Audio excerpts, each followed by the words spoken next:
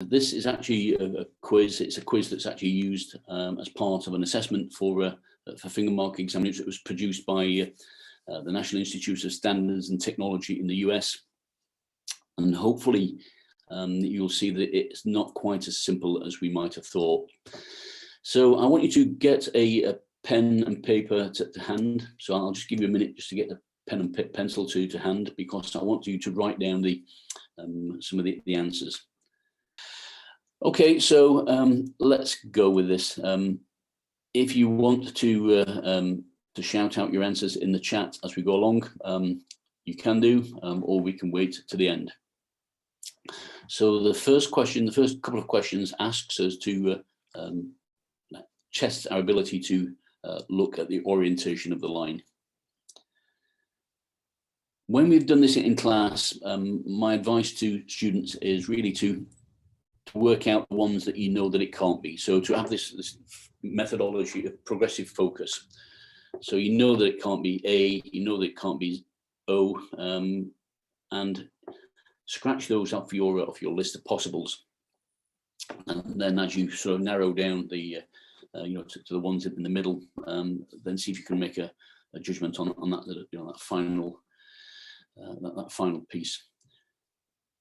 The next one is almost the same, but this is an ability to perceive width. Again, I'll just let you have a look at those for a minute.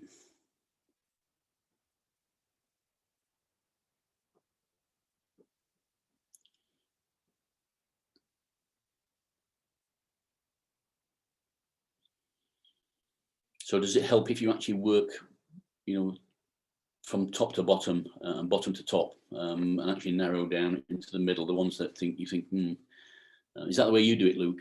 You've done it when we've done it in class? Yeah, just rule out which ones it definitely can't be.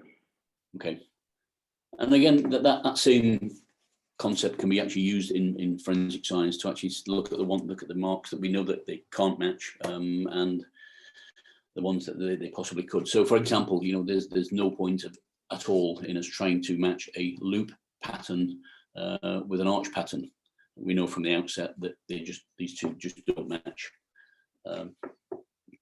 But once we've actually made that determination that it is a loop or it's an arch, then we can move on and actually look at that second level of detail.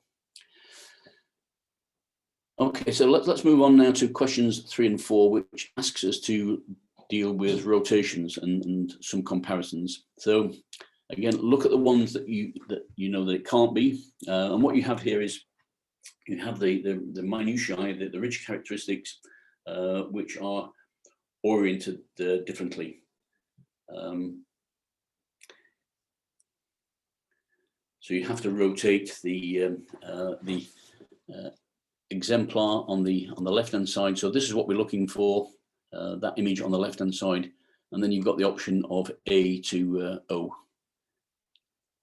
And again, what you're having to do now is to make that comparison, but one is on its side and one is on its and one is more or less vertical.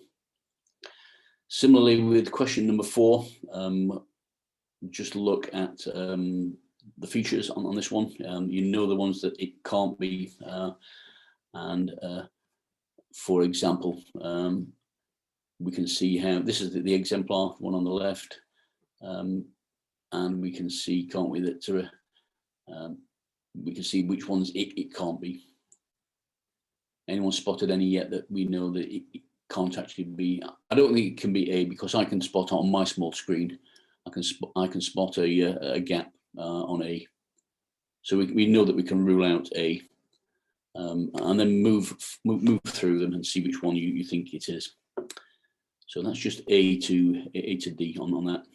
But hopefully you can see that it's not as straightforward as we thought, even with the information we've had tonight. And perhaps look back at the case of the Cathy Humphrey case, look at that very poor quality mark on the bag, and think, how do I make that match to Kelvin Chapman? How do I put this this girl's attacker away for a long time? And of course, they now get progressively harder. So these questions will get progressively harder, and I've got to be quite frank with you. When I did this for real, when I did this quiz, I wasn't very good at it at all.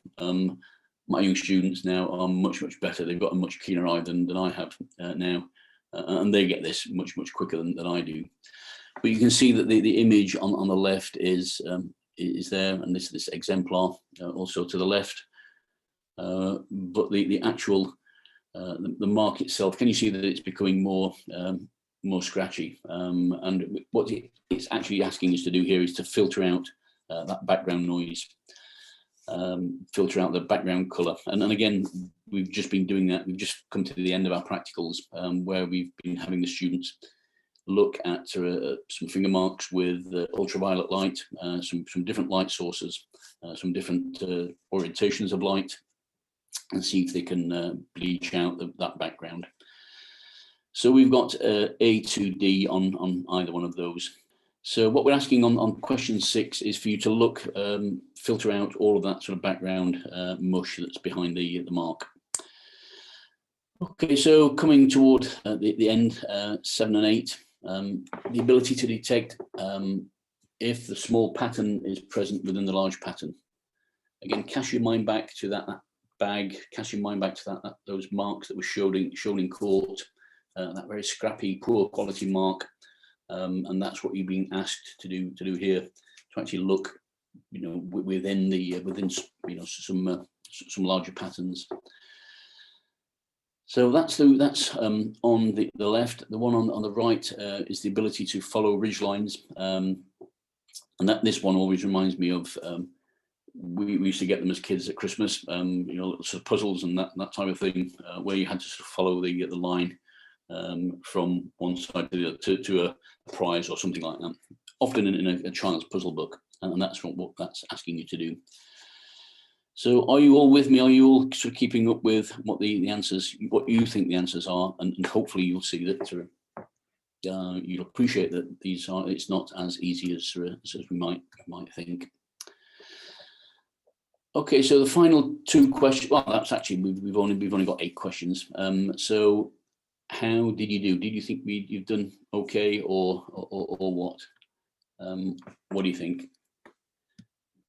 I suppose we'll see in a moment. So what did we get for question number 1?